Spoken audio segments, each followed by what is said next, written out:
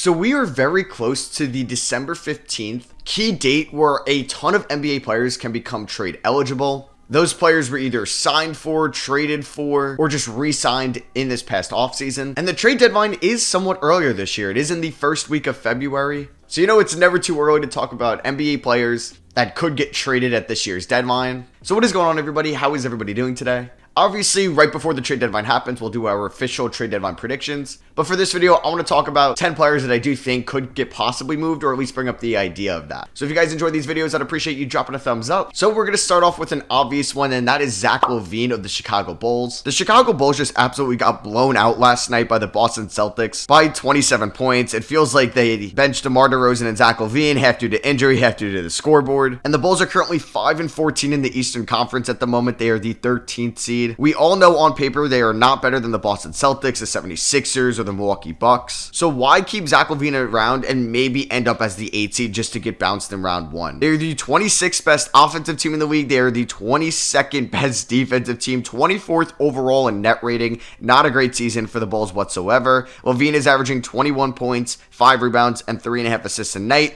His efficiency is not where you'd like it to be right now. It's at 44% from the field, 33% from 3, and 86% from the line. It's not bad whatsoever. You just like to see it be a little bit more efficient at times. And a big thing for the Bulls is they could get off the Zach LaVine contract. It's not pretty whatsoever. It's $40 million this year, $43 million next year, $46 million in 2026, and then has a $49 million player option in 2027. That alone should make you want to trade LaVine, because he'll be 31 years old then, and who knows the player he's going to age like. So yeah, I do think that the Bulls should move Zach LaVine at the deadline and not wait till the offseason. All right, we might as well just stay on the Chicago Bulls for now. I promise this is the last one. We're going to talk about DeMar DeRozan. And yeah, you can also include Nikola Vucevic, Alex Caruso, Javon Carter, basically anybody in here. And DeMar DeRozan this season is averaging 21 points, 3 rebounds, and 4.5 assists. He's shooting 45% from the field, 36% from 3, and 81% from the line. I read the other day that him and the Bulls were far apart on a contract extension, and I was just thinking, Chicago, why do you want to extend DeMar DeRozan? He's 34 years old. He's making $28.5 million this year. Do you really want to pay him almost $20 million a year in his age 35 and on seasons? Because he's obviously going to be regressing. He's getting older and older in his wrong side of his 30s when it comes to an NBA player, and I just think they should try to trade him at the deadline for anything, because if they can get either a protected first round pick or take a flyer on a young player, you do it. I know DeRozan is an expiring contract, so his value is not going to be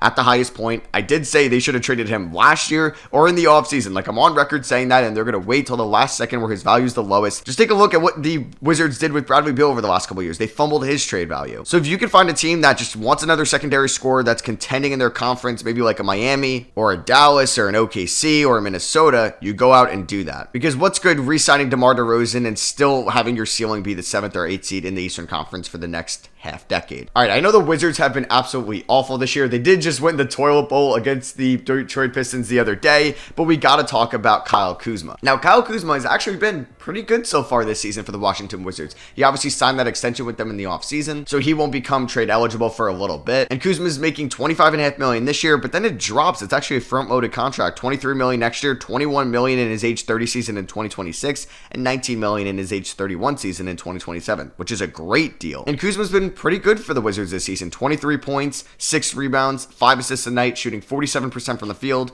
36% from 3, and 82% from the line. He can give you minutes at the 3, he can give you minutes at the 4, he can even play some small ball 5 if you needed it. He is doing 11% of his minutes at the center position this year for the Wizards, which is somewhat interesting, and I would probably avoid that, but hey, it's possible. He's also elite at shooting the ball at the rim, and his mid-range jumper looks phenomenal this year as well. I think any team that is really interested in DeMar DeRozan could also be interested in Kyle Kuzma. You would probably have to give up a little bit more since he is only 28 years old still, and he's on a fairly favorable contract, but I think it's definitely worth it because you're going to get some good value out of him over the next couple of seasons. All right, we're going to talk about a player that hasn't even played a game yet, and this team should 100% trade him this year, and that's Bojan Bogdanovic of the Detroit Pistons. I just mentioned that the Pistons lost to the Wizards in the toilet bowl, and they have just officially hit rock bottom. They're 2-15 on the season. Their playoff hopes are all but gone. They are the 27th best offensive team in the league, 24th on defense, 27th overall in net rating, and this team has no floor spacing. I feel bad for Cade Cunningham at times because it just seems like nobody else is stepping up, and he has to do a lot of the work on the offensive side of the ball, and that is something Bojan Bogdanovic would relieve of him. But Bojan's going to be 35 at the end of the season. Last week, he was cleared for full basketball contact, so we will see him play a little bit before the deadline. He's due $20 million this year, $19 million next next year, but it's only partially guaranteed. So if he does flop for the team that trades for him for the rest of the year, they only have to pay him $2 million.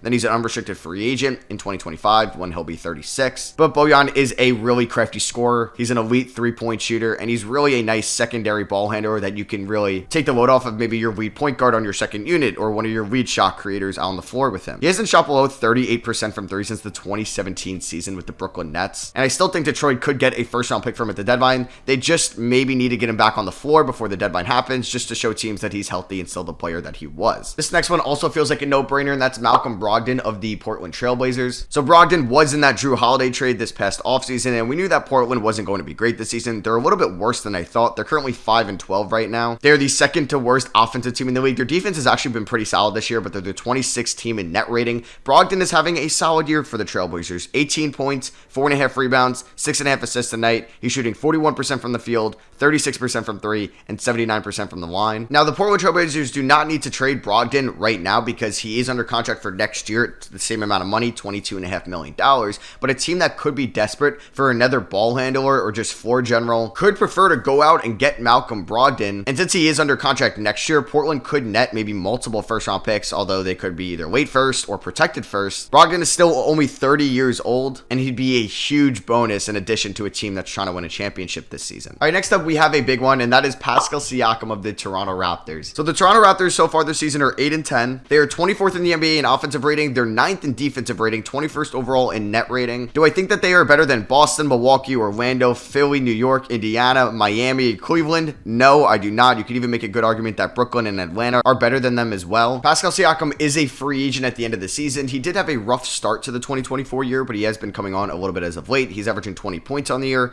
7 rebounds and 5 assists, shooting 48% from the field. His three-point percentage, though, has just plummeted. It's at 20%, and he's not a great free throw shooter either at around 72%. And I think teams need to be a little bit cautious when you trade for Siakam because Masai Ujiri usually wants a lot for his players, and Siakam is a free agent at the end of the year. He's still 29 years old, so you're probably comfortable still giving him a 4-year contract. But I just wouldn't give up any highly touted young players or really good draft picks for Siakam if he could just leave in free agency in a few months. So yeah, a team like Philadelphia could be a little bit interesting because they could match the salary with the players they got back in the James Harden trade and throw in a pick or two. But if Toronto is calling up Orlando and wants like Franz Wagner in a Pascal Siakam trade, you're just hanging up the phone immediately. All right, we might as well stay on the Toronto Raptors, and we got to throw OG Anunoby into this mix. I do think there's a better chance that Siakam does get traded just because OG Anunoby is still just 26 years old. And I don't think that Siakam and Scotty Barnes is a great fit next to each other long term, but I do think OG could be a very good fit next to Barnes. So yeah, like knowing Masai Ujiri, he will ask for a lot for OG Anunoby, but he is a free agent at the end of the year. He's got a $19 million player option, and if he's kind of hinted to Toronto that he's going to explore the open market and test free agency, and if a team comes in with 2 first-round picks or a nice young player in return for Anunoby, I think you have to think about that for Toronto as they enter in kind of like a retool phase and start building this team around Scotty Barnes. All right, this is an interesting one, and I'm going to talk about Nick Claxton of the Brooklyn Nets. So I think this one is definitely more far-fetched than the other ones that I mentioned, but Nick Claxton is a restricted free agent at the end of the season, and I do think it will take a lot to trade for him at the deadline, but his contract's around $8.5 million, so plenty of teams, if not all of the teams, could match the salary to go out and get him. And sometimes the NBA is weird about centers, especially in restricted free agency. Like the Nets may not view Claxton as a north of $25 million a year caliber player, and maybe that's what a team will throw at him in the offseason. Maybe a team like San Antonio, if they wanted to pair him up like next to Wemby, for example. So I think if it's the Nets like trying to figure out their priorities long term with their salary cap, and if a team offers them a very good package and they're kind of out of the playoff race at the deadline, like I said, it's a little bit more far-fetched, but I think it's a cool discussion to have. Next up, we do have Markelle Fultz of the Orlando Magic. So yeah, the Magic are the 3 seed this year. They're one of the best defensive teams in the NBA. They've seen an emergence from Jalen Suggs so far. They've seen Anthony Black show out in his first couple of games of his NBA career, and Cole Anthony still looks like a really good scoring point guard off the bench. Fultz has only played in 5 or so games this season. He started in all of them, so he was coming back from injury a little bit, and the only reason that I bring him up is because I talked about Anthony Black, Jalen Suggs, and Cole Anthony. It's a little bit of a crowded position. Could the Magic leverage Fultz in his youth at 25 years old and his expiring contract to go out and get maybe more of a shooter for them to have better floor spacing at times? Because this team does desperately need another 2 guard. I know people have floated them in the Zach LaVine talks, but I don't think they should go out and get Levine. I do like the idea of possibly trading Fultz, who's an expiring contract at a point guard position, for another shooting guard. And lastly, we're going to talk about another far-fetched one. I think this one probably could happen more in the offseason when he's going to be an official expiring contract, but they'd probably get the most value for him if a team could get him for a year and a half, and that's Lauri Markkanen of the Utah Jazz. Yeah, I know. Crazy to talk about Lauri Markkanen. The Jazz are 6-11 to start off the season, and the thing with Lauri Markkanen is he's under contract this year at a great price and next year as well. So he's making $17.5 million this year, then goes up to $18 million next year, and he's an unrestricted free agent at 28 years old in 2025. You'd have to assume that he's going to want close to the supermax when he's up in free agency, or at least for his caliber of player. So he's going to be making north of $40 million a year. The Jazz could realize they maybe have a ceiling with Lauri Markkanen as their highest paid player, and he's been phenomenal once again this season. 23.5 points, 8.5 rebounds, 48% from the field, 38% from three, and 84% from the line. And if I was Danny Ainge in the Utah Jazz, I wouldn't trade Lauri Markkanen. I'd just try to get a contract extension done in this offseason. But I do think it's a little bit interesting if a team maybe like OKC with all their draft picks call up Utah and throw a really good offer at Lauri Markkanen that you just can't turn down. Because his value would drop off maybe a little bit next year's offseason if a team's trying to contend this year and they wouldn't get him for this year's playoffs. So it's really an expiring deal that they'd be taking a risk on. So I think there's a lot of implications that would go into a Lauri Markkanen trade. I just think it would be an interesting idea to talk about. So yeah, that is going to be it for me. I hope you guys did enjoy. I talked about 10 players today that I think could or would or maybe should get traded at this year's deadline. Let me know if you guys enjoyed by dropping a thumbs up. Like I said in the beginning of the video, if there's anybody I didn't mention, please let me know in the comments below. Thank you guys all for watching. Make sure to use my underdog code down below. 100% deposit match on anything up to $100. It's super fun. I definitely recommend it. I love you guys, and I'll catch you on the next one. Peace.